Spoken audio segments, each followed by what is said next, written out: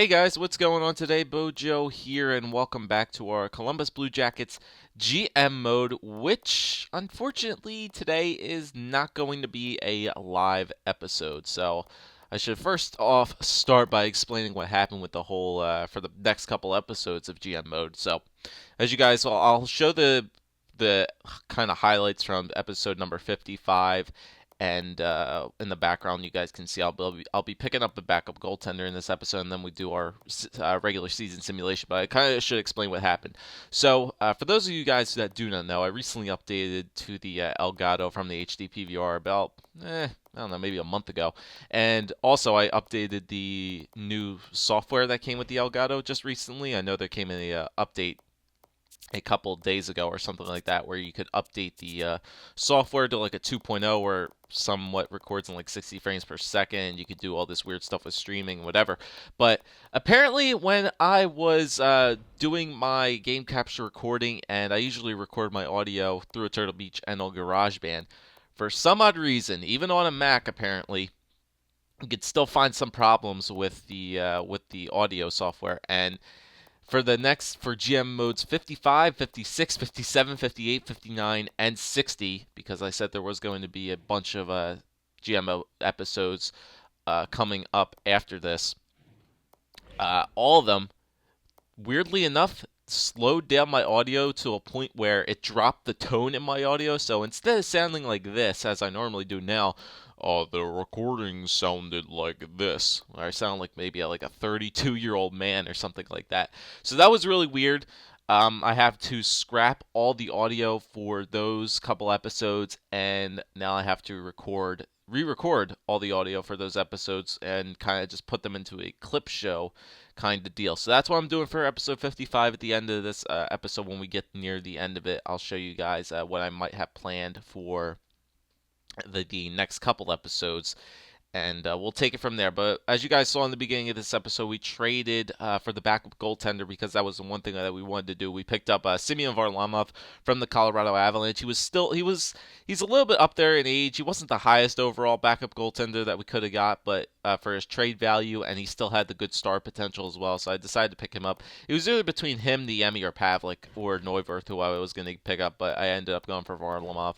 So we picked him up. The first 2 months of the season, we actually started out pretty well, 17-6-1, and then we skip ahead once again to another, I believe, month or two, where we sit at 29-15-6. So the team is actually clicking together pretty well.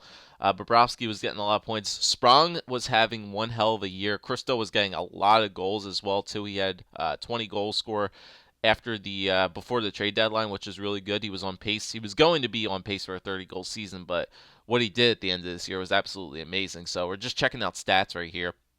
As you can see in the Metropolitan Division, we sit at 64 points. New Jersey's at 62.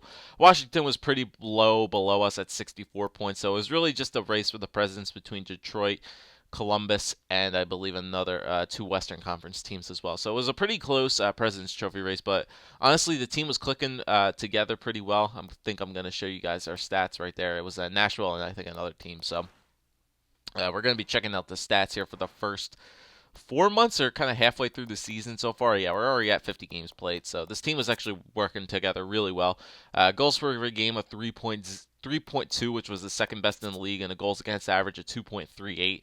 So we were scoring goals. We weren't letting that many goals in, with a goals against average of 2.38, which is really, really good, honestly. The power play was doing amazing, 24.9%, first in the league. Didn't have it that many times on the power play either. We weren't the most team on the power play either, but still almost a 25% power play, which is really good. Almost every four power play that we get went in, and the penalty kill was at 82.1%. It was around, I think, 15th in the league, but we still had the least time shorthanded, but not by as many as we had in the previous years. We still had taken 106 penalties. I think in previous years we hadn't really taken that many penalties before. I believe last year, I don't even think we broke 100 penalties throughout the year, which is actually pretty solid. But still, we were doing pretty well. Everything was clicking together pretty good. The power play, 5-on-5, we were scoring goals, not letting that many in. Everything was just going pretty well for this team. Now we're going to show you guys the stats for these players through the first 50 games of this season so far. And there you go. Daniel Sprong was having a pretty good year. Wasn't getting goals that much, but he was getting a lot of assists. Him with 52 points. The second line was doing really well.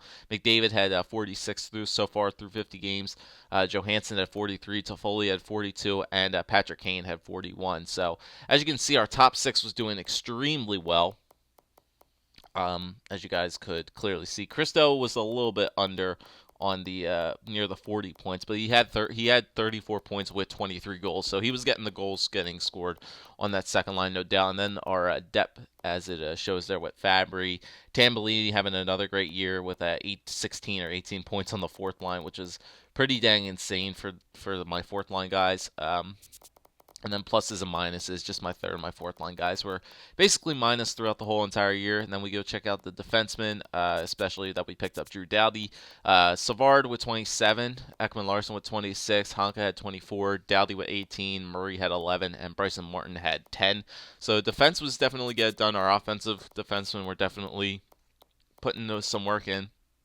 As you guys saw, Doughty and OEL were my only minus players, which was weird because they were the top two guys. They were the only plus players about 2 months ago, and now they were only negative players. Bob not having the greatest year to start off. His goals against average was pretty high, even though we're, I think, fifth best team in the league for goals against. His goals against average was at 2.4. Varlamov wasn't doing too bad, 6-4 with 2.12. So the games I think he was losing, he just wasn't getting enough goal support. But he had a nice goals against average, which is what I was perfectly fine with. Save percentages, Bob didn't even have a 92% save percentage either, which was really, really odd. Varlamov had 92 point something. Bob did have 4 shutouts, which was pretty interesting. So we continue similarly here. Springfield was just doing perfectly fine.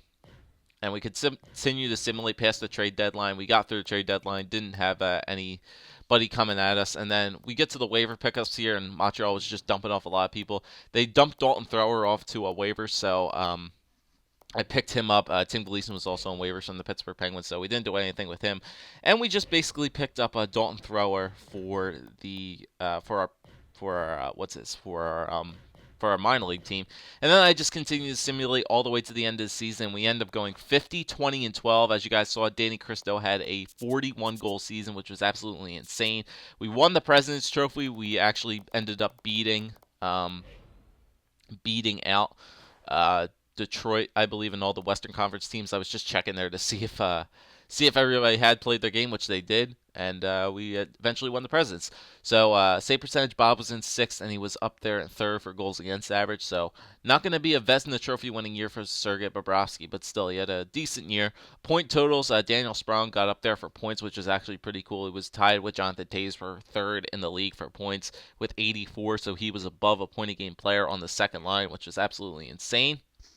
With second line power play too, which was pretty unique. Wins, obviously, Bobrovsky was up there in first for 42.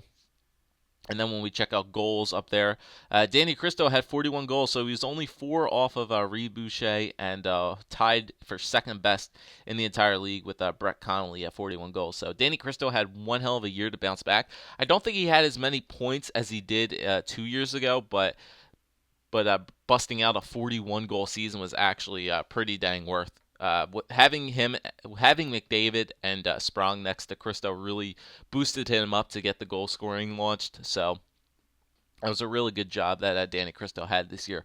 So I think for the rest of this video, I show you guys the team stats and the player stats. So while I have time and you guys can go check, you can continue to look at the screen and check out all the totals. I want to throw a proposition to you guys about what you want to see for the next couple episodes. Now, like I said in the beginning, the audio for the playoff run is all wiped out. I deleted it. I can't do anything about that. So, what I want to hear from you guys is what would you like to see for the next GM mode episode? I can either do two things for you guys. I can either, one, continue to do this kind of wrap-up session, but only do it for one series at a time. So take it like the first round, the second round, round 3, Stanley Cup Finals. If we've made it that far, I could just do kind of like these little breakdown, montage, /preview, /edited down clip shows, whatever you guys want to call it. I can do that for every series of the playoffs. Or, your second choice is I could group the whole entire playoff run into one video and give that out to you guys. And then after that, we'll do the breakdown video. I'll probably redo the breakdown video, even though I recorded that and I kind of have simulated up to the year 8 start.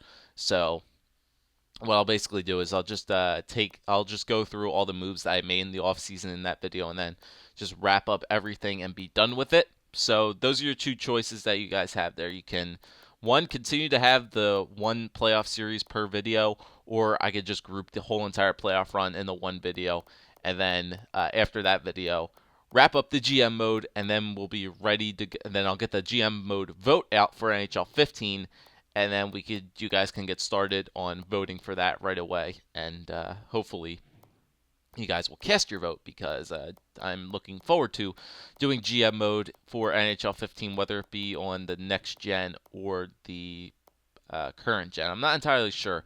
That's kind of what I'm going to talk to you guys about as well. I'm not entirely sure which, because I am going to plan on getting both games for both systems, both for Xbox One and 360, because I do want to play EASHL now and then. Hut's gonna be exciting at first to play and to stream and whatever, but maybe like 2 or 3 months or 4 months down the line, like once we get past Christmas time, it's just gonna start getting stale as bread. So what I'm thinking about doing for next year is, I think GM mode I'm gonna do on next gen.